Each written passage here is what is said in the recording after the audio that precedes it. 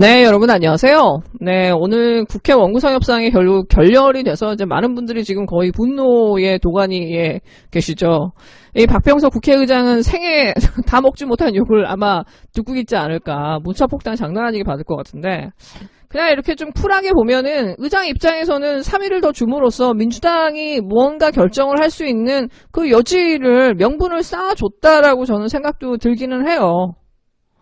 게다가 이제 아침에 그 김태형 원내대표하고 주호영은 어느 정도 가시던 합의가 있었던 상황이었어요. 민주당이 그 핵심 노른자위, 국토위, 외교위, 정무위, 교육위, 문체, 농해수, 환노위를 전부 다 주는 조건으로 법사위를 가져오는 거였는데 문제는 주호영이 핑크탕에 가져가서 추인을 못 받았어요. 왜? 삼선들이 들고 일어났거든. 법사위 아니면 죽음을 달라. 법사위에 앉으면 모든 상임인 다 포기할 수 있다. 예, 이게 얘네들의 본질이에요. 얘네들은 국가의 안위나 이런 거 아무 관심이 없어. 얘네들의 오로지 목적은 이 대한민국의 앞으로 나아가는 개혁 입법을 다 막아내는 거야. 기득권을 지키는 거야. 그게 법사위야. 예.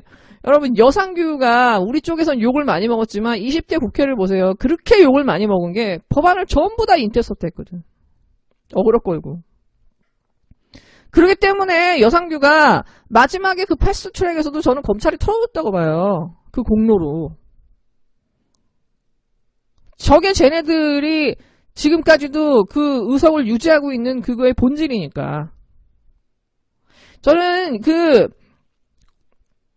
민주당이 정말 쟤네들이 본질이 어떤 애들인지를 국민 앞에서 낱낱이 좀 까발렸으면 좋겠어. 그리고 사람들이 또 하나 분노하고 있는 거는 어떻게 저 핵심 상임위를 다 줄 수 있냐, 예결위를 포함하여. 그러면 도대체 180석을 왜 얻었는데? 정말로 책임을 지기 싫어서 저 핵심 상임위를 다 넘긴 건지. 저 사람들이 정말 분노하지 않을 수 없죠. 18대 0이라고 말은 그렇게 해놓고서는 결국은 뒤에서는 정말 제 걸 다 준 거잖아. 법사위 하나 가져오겠다고.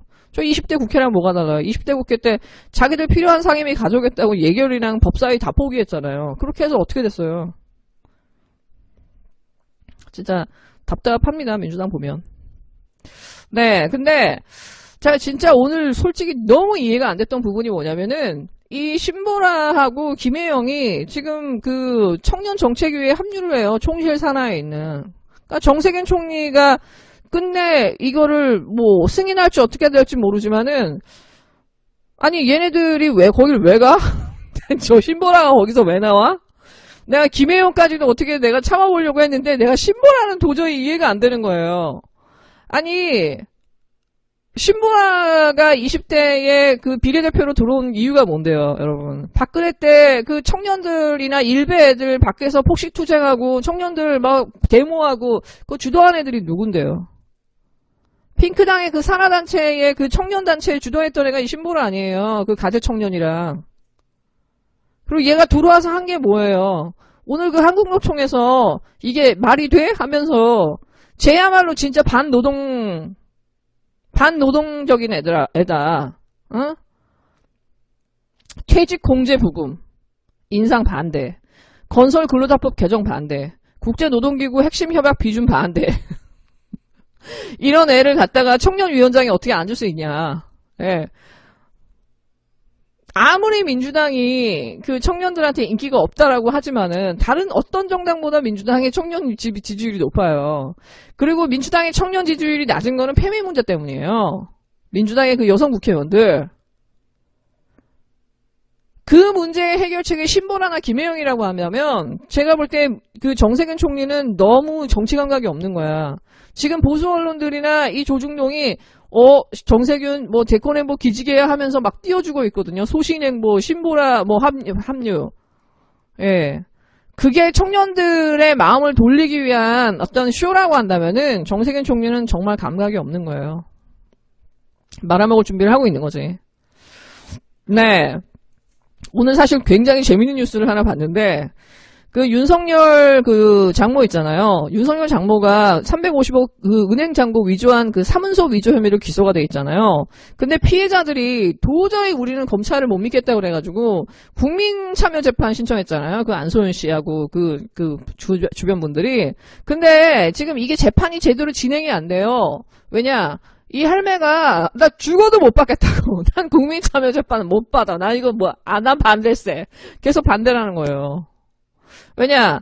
지금까지 암암리에 조용히 세상에 드러나지 않게 이렇게 사기질을 해왔는데 이게 공개재판을 통해서 만방에 드러날 것 같으니까는 이거 거부하는 거예요. 검찰로서도 다 원하지 않겠죠. 이거 온 집안 난리 나는 거 아니에요. 예. 네. 계속 여론에 나올 것이고, 그러니까 이걸 반대하는 거죠. 그러니까 이 진행이 안 되는 거예요. 근데 여기서 이 기소된 이 장모하고 김모 씨, 그 김건희 회사에 감사를 했다라고 하는 그 위조를 한 당사자, 이 당사자가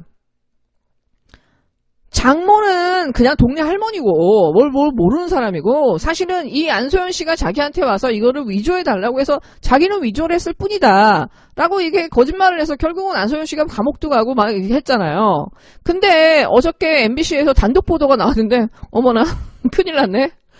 예, 이 김 씨가 이 350억의 잔고를 위조해주고 3일 있다가 이 윤석열 장모가 자기 그 건물에 담보를 잡아서 26억 원을 대출해 준 거예요. 이 사람이 운영하는 인터베일리라는 회사에다가.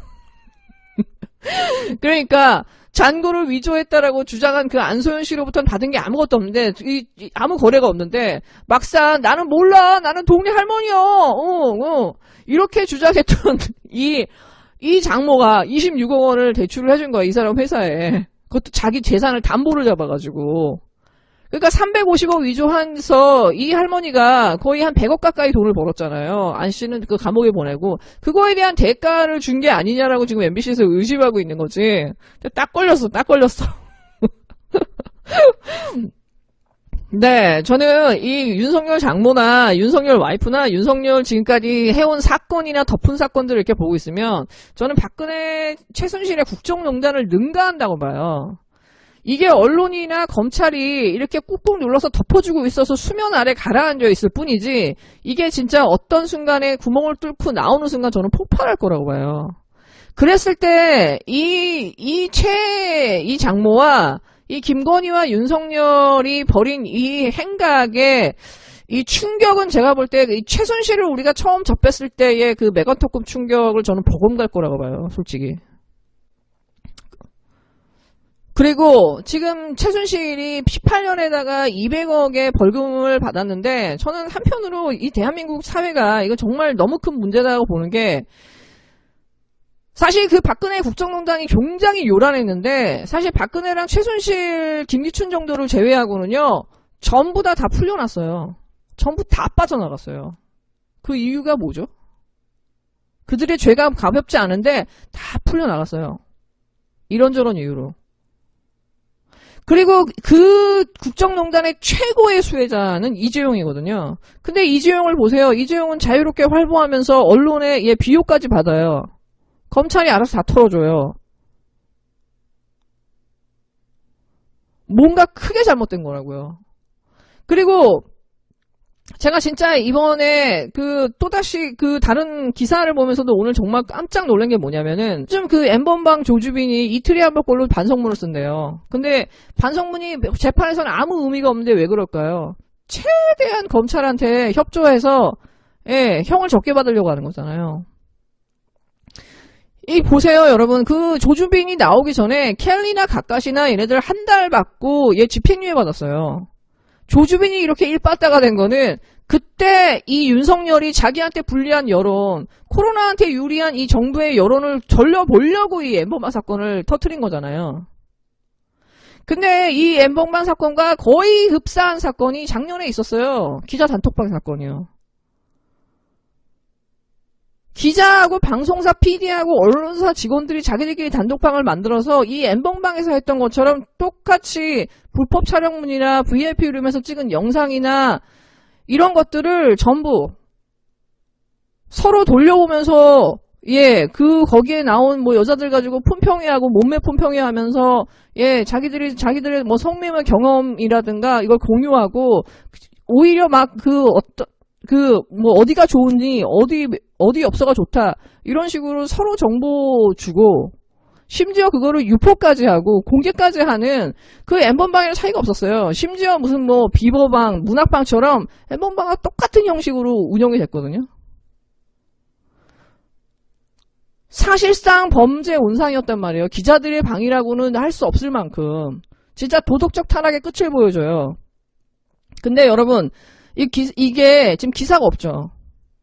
이상하지 않아요? 이렇게 큰 사건이 그냥 싹 사라졌어요. 이들이 이 사건을 경찰이 진짜 엄청나게 빡시게 수사를 했어요, 사실은. 왜냐, 작년에 경찰이 버닝썬이나 정준영이나 이 윤청경 때문에 그냥 코너에 몰린 상황이었으니까는 그거를 씻어보려고 서울사이버수사대에서 엄청나게 진짜 빡시게 수사를 했는데, 그래서 12명을 검거를 해서 기소 의견으로 검찰에 보냈어요, 작년 9월에. 검찰이 한참의 시간을 끌다가 한 4월쯤 돼가지고 얘네들을 슬그머니 다 기소 유예를 해줬어요, 여러분. 근데 그 사람들 중에 착취 동영상을 유포하고, 예, 성매매를 알선한 그 사람까지 있어요. 근데 걔네들 전부 다 털어줬어요, 기소 유예로. 그러니까 무혐의 처분을 해준 거죠. 죄가 있지만 기소하지 않겠다. 여러분, 검찰이 이 정도까지 힘을 가지고 있는데 언론이 어떻게 신여 노릇을 안 하겠어요. 말로는 권력에 대한 감시를 한다고 하면서 사실상 이 언론과 검찰이 같이 붙어먹을 수밖에 없는 상황인 거예요. 그러니까 제가 볼 때 이 대한민국은 잘못돼도 뭔가 크게 잘못됐어요. 이들이 정말 돈과 권력만을 향유하는 게 아니라 정말 이들이 본능적으로 서로 배를 맞추는 거는 각자의 죄를 털어주는 거. 검찰은 얘네들을 기소하지 않고 언론은 얘네들의 보도를 하지 않고 물타기를 해주고 서로가 윈윈하면서 이렇게 가고 있는 거예요. 이 고리를 끊어야 돼요. 네, 여러분 즐거운 하루 되세요.